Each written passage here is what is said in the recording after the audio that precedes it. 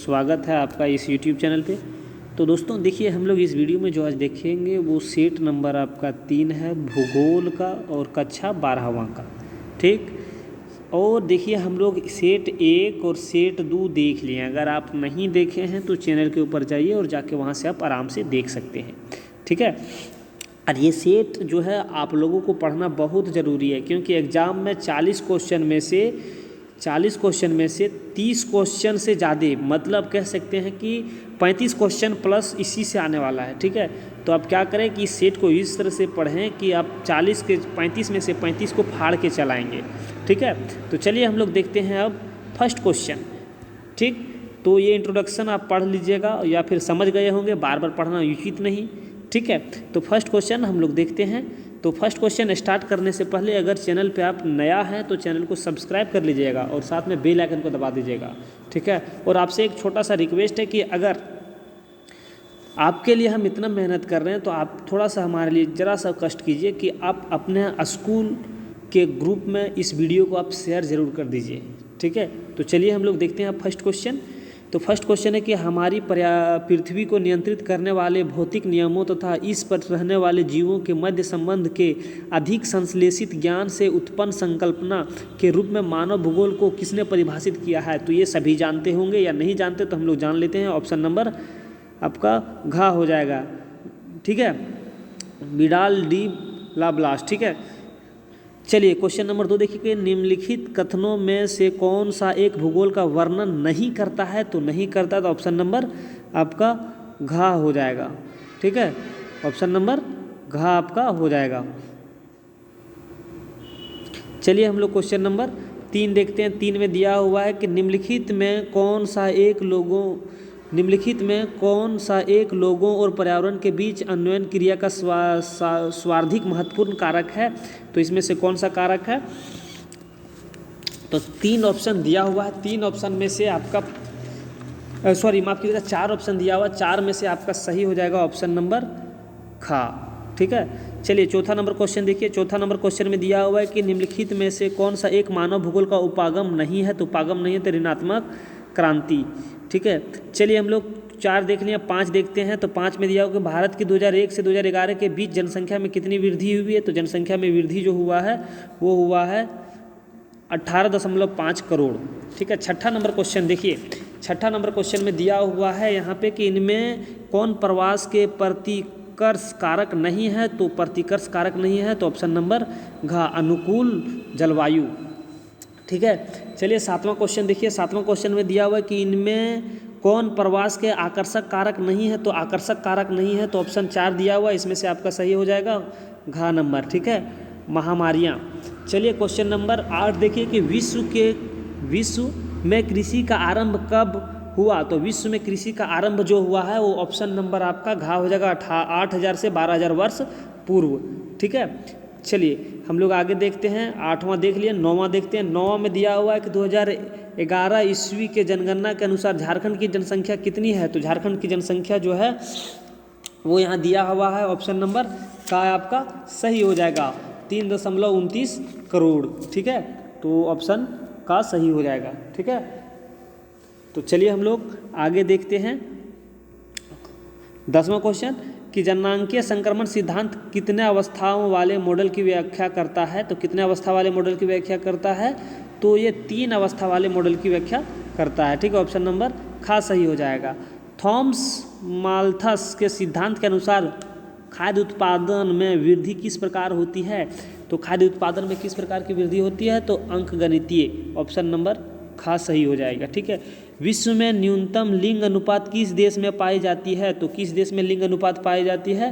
तो ये लिंग अनुपात पाई जाती है ऑप्शन नंबर का, संयुक्त अरब अमीरत में। ठीक है, चलिए आगे देखिए 13 नंबर क्वेश्चन। 13 नंबर क्वेश्चन है कि निम्नलिखित में से किस कारण से संयुक्त अरब अमीरत का लिंग अनुपात कम है। तो किस कारण से कम है। तो देखिए यहाँ पे कि पुरुष कार्यशीलता जनसंख्या का प्रचलन प्रवास, ऑप्शन नंबर का सही हो जाएगा। ठीक है, चलिए 13 हो गया। हम लोग 14 देखते हैं। 14 में दिया हुआ कि मानव विकास सूचकांक किसके बीच के स्कोर पर आधारित है। तो ये किसके बीच के स्कोर पर आधारित है। तो ये है आपका 0 से 1। ऑप्शन नंबर गा सही हो जाएगा। निम्नलिखित में से कौन विकास के संदर्भ में सही है, तो विकास के संदर्भ में कौन सा सही है, तो ऑप्शन नंबर खा, गुण में धनात्मक परिवर्तन।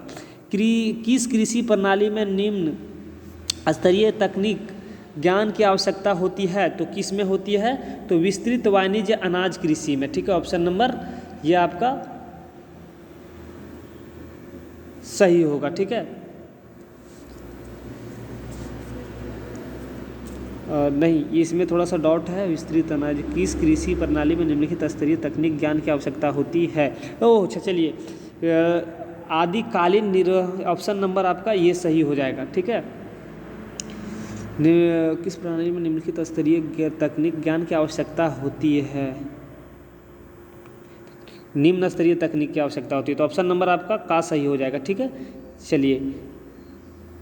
चलिए हम लोग देखते हैं क्वेश्चन नंबर 17 कि झूम कृषि भारत के किस क्षेत्र में पाई जाती है। तो झूम कृषि भारत के किस क्षेत्र में, तो उत्तरी पूर्व राज्यों में पाई जाती है। ठीक है, गहन निर्वाह कृषि का मुख्य फसल क्या है, तो गहन निर्वाह जो है यहाँ पे मुख्य फसल इसका कृषि का, तो वो चावल है। ठीक है, ऑप्शन नंबर का सही हो जाएगा, गा सही हो जाएगा।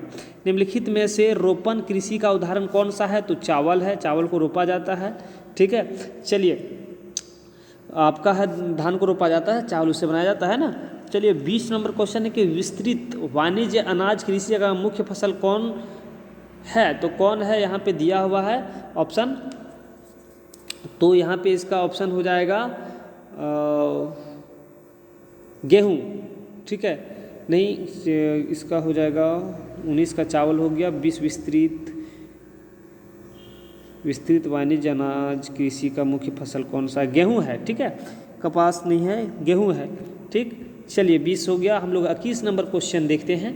21 में दिया हुआ है कि कंबाइन क्रू मशीन का प्रयोग किस कार्य में होता है, तो कृषि में होता है। ऑप्शन नंबर का सही हो जाएगा। डांस का मैदान किस देश में स्थित है, डाउन्स का मैदान किस देश में स्थित है, तो ये उत्तरी अमेरिका में स्थित है। ठीक है, उत्तर अमेरिका में है। ठीक, पेरी का मैदान कहाँ स्थित है, तो पेरी का मैदान भी उत्तरी अमेरिका में स्थित है।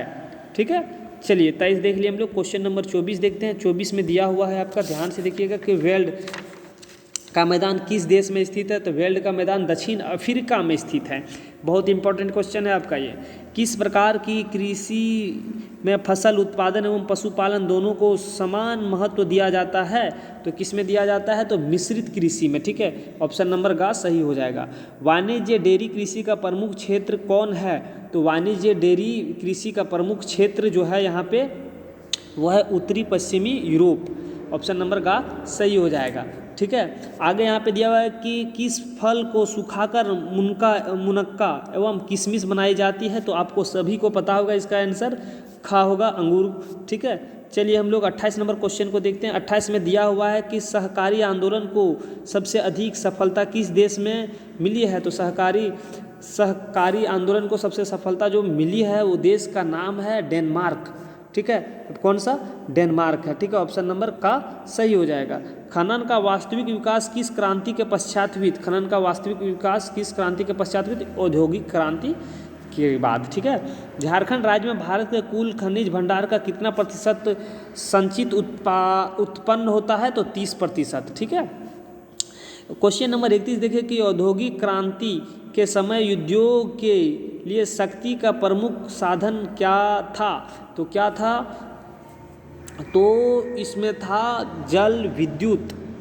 ऑप्शन नंबर खा सही हो जाएगा। ठीक है, चलिए आगे हम लोग देखते हैं। क्वेश्चन नंबर 31 देख लिए हैं। 32 को देखिए ध्यान से। 32 में है कि इनमें से कौन पेय पदार्थ नहीं है, तो पेय पदार्थ कौन नहीं है वो आपको बताना है। तो आप सभी को पता है कि चाय, कॉफ़ी, कोकोआ ये तो पीने वाला है, लेकिन तारपीन पीने का पदार्थ नहीं है।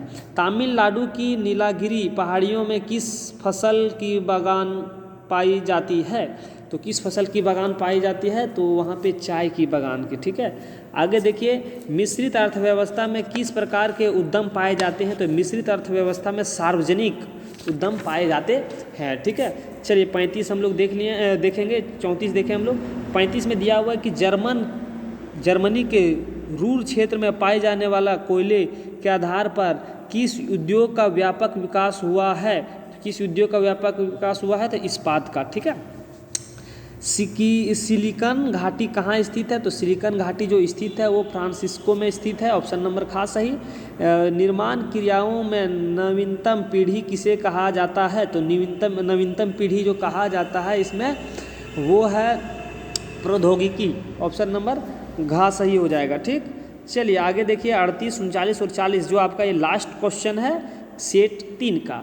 तो निम्नलिखित में से किस अर्थव्यवस्था में उत्पादन का स्वामित्व व्यक्तिगत होते हैं? तो किसमें होता है? तो ये जो होता है पूंजीवादी अर्थव्यवस्था में। चलिए भारत में 1991 की जनगणना के आधार पर नगरीय बस्ती का जनघनत्व निर्धारित किया गया है। तो कितना किया गया है? तो ये 400 व्यक्ति। विश्व की कितनी प्रतिशत जनसंख्या नगरों में निवास करती है? तो विश्व की 60% जनसंख्या सिटी में रहते हैं। ठीक है, तो हम लोग 1 से लेकर 40 तक का सॉल्यूशन देख लिए हैं और सभी सेट जो 1, 2, 3 सेट हो गया आपका। अब बच गया आपका 4 और बच गया है 5। ये भी बहुत जल्द आप लोगों को हम प्रोवाइड करवा देंगे। ठीक है, तो क्या है कि आप 1, 2, 3 नहीं देखें तो चैनल के ऊपर जाके आप देख सकते हैं। और हाँ, अगर चैनल पे आप न्यू हैं तो चैनल को सब्सक्राइब कर लीजिए। अगर चैनल आपको ज़रा सा भी मदद किया है तो आप क्या करें कि वीडियो को लाइक कर दीजिए। और आपसे एक रिक्वेस्ट है, ये रिक्वेस्ट है कि जिस तरह से हम आपके लिए मेहनत कर रहे हैं आप थोड़ा सा मेहनत कर दीजिए कि आप अपने स्कूल के व्हाट्सएप ग्रुप में आप इस वीडियो को शेयर कर दीजिए। ठीक है, तो चलिए वीडियो हो रहा है लंबा, अब वीडियो को करते हैं समाप्त। जय हिंद।